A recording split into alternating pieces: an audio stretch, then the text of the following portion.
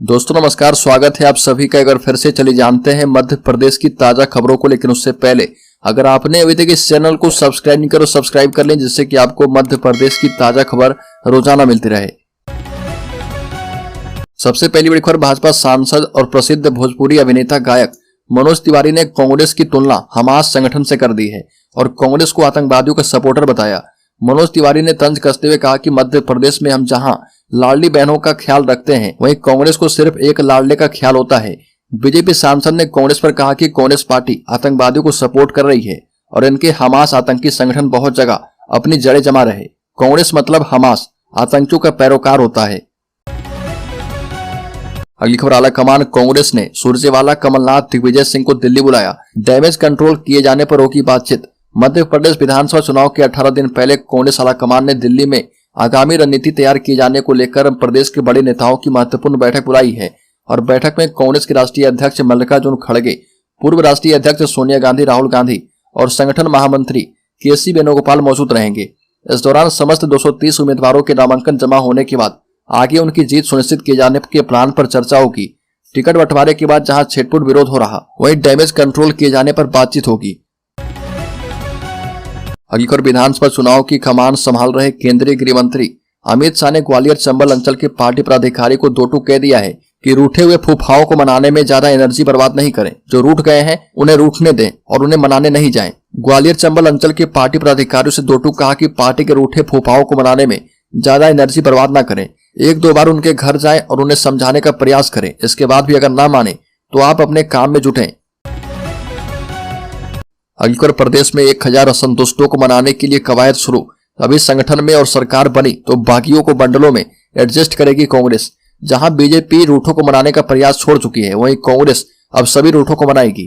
कांग्रेस में 230 सीटों पर टिकटों के बंटवारे के बाद टिकट की दावेदारी में शामिल 1000 असंतुष्टों को मनाने के लिए पार्टी में डैमेज कंट्रोल शुरू हो गया है। बागियों को मनाने का काम पूर्व मुख्यमंत्री कमलनाथ, दिग्विजय सिंह और मध्य प्रदेश कांग्रेस के incharge general secretary Randeep Singh Surjewala को सौंपा गया है। बागियों को संगठन में पद देने का रास्ता खुला हुआ है और इनमें प्रदेश स्तर पर महामंत्री, कार्यकारी अध्यक्ष और उपाध्यक्ष के पद के ऑफर भी दिए जा रहे। अगली खबर, राज्य के सागर जिले में भागी नेताओं को साधने में जुटी भाजपा ने सागर जिले में 2 नेताओं को नोटिस जारी कर दिया है। उनमें से एक को पद से हटा दिया गया है और इसके 1.5 घंटे बाद ही दोनों ने पार्टी छोड़ दी। हालांकि दोनों की ही पार्टी छोड़ने की चर्चाएं बीते 5 दिन से चल रही थी। पार्टी विरोधी गतिविधियों में लिप्त होने की शिकायत पर भाजपा जिला अध्यक्ष गौरव सिरोठिया ने भाजपा जिला उपाध्यक्ष कमलेश बघेल को पद से हटा दिया है और बताया कि बघेल के खिलाफ लगातार शिकायतें मिल रही थी। इसके बाद 28 अक्टूबर को नोटिस दिया गया था और 3 दिन में जवाब मांगा गया था। अगली खबर, भोपाल की सबसे हॉट सीट बन चुकी है उत्तर हुजूर। भतीजे के सामने चाचा खड़े हो गए हैं। भोपाल में कांग्रेस की सबसे मजबूत सीट रही उत्तर विधानसभा में पार्टी और परिवार की आपसी कला खुलकर सामने आ गई है।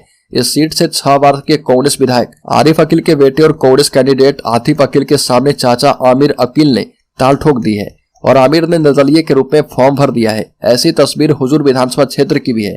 2 पुराने दोस्त नरेश ज्ञानचंदानी और जितेंद्र ढाका चुनाव में आमने सामने हो सकते हैं। अगली खबर, मध्य प्रदेश में बीजेपी की टेंशन बढ़ा देगा ये लेटेस्ट सर्वे। मध्य प्रदेश में मिल रही सिर्फ इतनी सीटें। दरअसल जी न्यूज C4 सर्वे के ओपिनियन पोल के मुताबिक मध्य प्रदेश विधानसभा चुनाव में इस बार कांग्रेस को 132 से 146 सीटें मिलती नजर आ रही है। वहीं सर्वे की माने तो बीजेपी के खाते में 84 से 98 सीटें मिलती दिख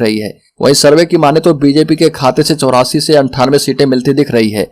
इसके अलावा अन्य के पास 0 से 5 सीटें आती नजर आ रही है। अगर वोट शेयर की बात करें तो इस सर्वे के ओपिनियन पोल के मुताबिक इस चुनाव में कांग्रेस को 46% तो वहीं बीजेपी को 43% वोट मिल सकते हैं।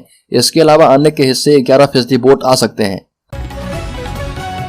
अगली खबर, देश भर के करोड़ों किसानों को 15वीं प्रधानमंत्री किसान सम्मान निधि योजना की किस्त का इंतजार है। और बता दें कि अगर पीएम किसान की 15वीं किस्त चाहिए तो 31 अक्टूबर से पहले लाभार्थी पीएम किसान पोर्टल से अपने आधार से जुड़े मोबाइल नंबर पर प्राप्त OTP के माध्यम से KYC कर सकते हैं। बता दें कि पीएम किसान वेबसाइट के मुताबिक पीएम किसान रजिस्टर्ड किसानों के लिए KYC अनिवार्य है। बड़ी खबर, राज्य के युवा आदिवासी वोट बैंक पर कांग्रेस की नजर। बता दें कि MP चुनाव की बिसात बिछने के साथ विस्तार होते राजनीतिक माहौल के बीच अब मध्य प्रदेश कांग्रेस के स्टार प्रचारक पार्टी कैंपेन में जुट गए हैं और ऐसे में डॉक्टर कन्हैया कुमार भी सामने आ रहे। विधानसभा इलाके में मुकेश पटेल की महारैली में शामिल होंगे और चुनावी सभा को संबोधित करेंगे। इससे पहले कन्हैया आदिवासियों को साधने के लिए इंदौर आ चुके हैं और जहां जमकर सुर्खियां बटोरी थी। इस दौरान कन्हैया कुमार ने केंद्र से लेकर राज्य सरकार पर जमकर निशाना साधा था। बड़ी खबर, शिवराज सिंह चौहान ने जमा किया नामांकन फॉर्म। बालाघाट से बेटी की जगह गौरीशंकर बिसेन से भाजपा के अधिकृत प्रत्याशी। मध्य प्रदेश के मुख्यमंत्री सीएम शिवराज सिंह चौहान ने 2 बजे के लगभग बुधनी विधानसभा में अपना नामांकन पत्र दाखिल किया और इंदौर वन विधानसभा क्षेत्र से भाजपा के प्रत्याशी कैलाश विजयवर्गीय ने 2 बजे फॉर्म जमा किया और इधर बालाघाट विधानसभा क्षेत्र से भाजपा प्रत्याशी के रूप में गौरीशंकर बिसेन ने जिला निर्वाचन कार्यालय पहुंचकर अपना नामांकन फॉर्म जमा कर दिया। पार्टी ने भी बी फॉर्म जारी कर दिया है। गौरीशंकर बिसेन के नामांकन भरते वक्त उनकी बेटी एवं भाजपा से पूर्व घोषित प्रत्याशी मौसम बिसेन भी मौजूद रही।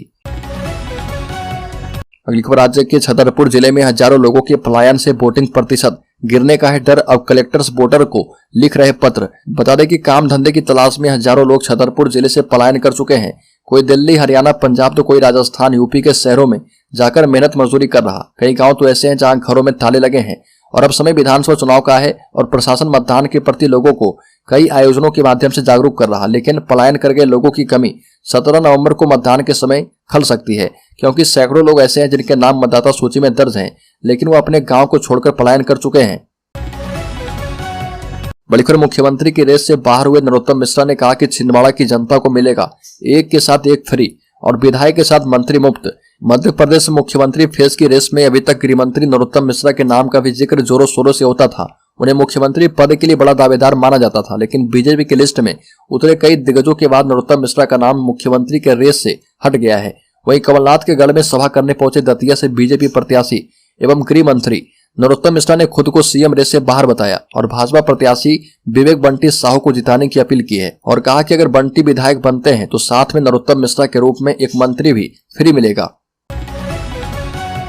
अगली खबर, खरगोन में शिवराज सरकार पर बरसे सुरजेवाला।